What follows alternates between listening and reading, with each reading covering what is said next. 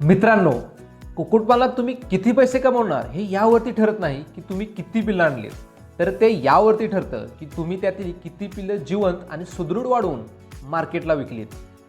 कारण पोल्ट्री व्यवसायात मेलेले पक्षी हा फक्त जीव नसतो, तर तो तुमचा बुडालेला नफा आणि गेलेलं भांडवल असतं. आज आपण अशा विषयाला सुरुवात करत आहोत जो तुमच्या व्यवसायाचा विमा आहे.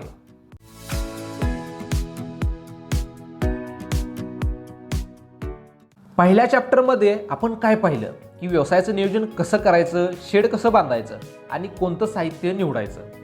आपण आपला पाया तर भक्कम रचला आहे, पण या भक्कम पायावरती उभी असलेली आपली इमारत जर रोगाच्या वादळाने कोसळली तर त्या नियोजनाचा काहीच उपयोग होणार नाही. म्हणूनच चॅप्टर 2 हा आपल्या कोर्सचा सर्वात महत्त्वाचा टप्पा आहे. अनेक जण म्हणतात की पोल्ट्री व्यवसाय म्हणजे जोखमीचा, पक्षी मरतात, आजार कंट्रोल होत नाहीत.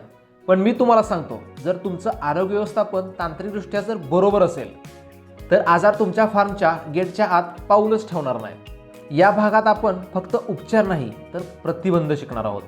या दुसऱ्या भागात आपण एकूण 10 अत्यंत महत्त्वाचे मुद्दे सविस्तर पाहणार आहोत.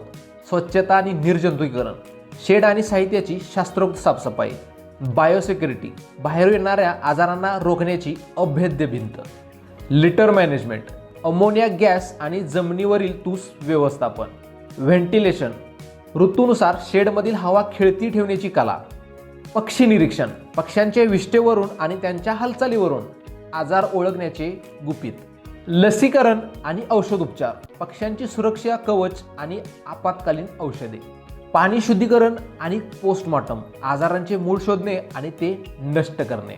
मित्रांनो, एक गोष्ट कायम लक्षात ठेवा, आजारी पक्ष्यावरती उपचार करण्यापेक्षा निरोगी पक्षी वाढवणं कधीही स्वस्त पडतं. जर तुम्हाला एक प्रोफेशनल कुक्कुटपालक बनायचं असेल तर या चॅप्टरमधील प्रत्येक मुद्दा तुमच्या डायरीत लिहून ठेवा आणि त्याची अंमलबजावणी करायला सुरुवात करा. तुमच्या कष्टाचं फळ तुम्हाला तेव्हाच मिळेल जेव्हा तुमचा फार्म रोगमुक्त असेल. चला तर मग सुरुवात करूया आरोग्य व्यवस्थापनाचा हा आपला चॅप्टर 2चा प्रवास.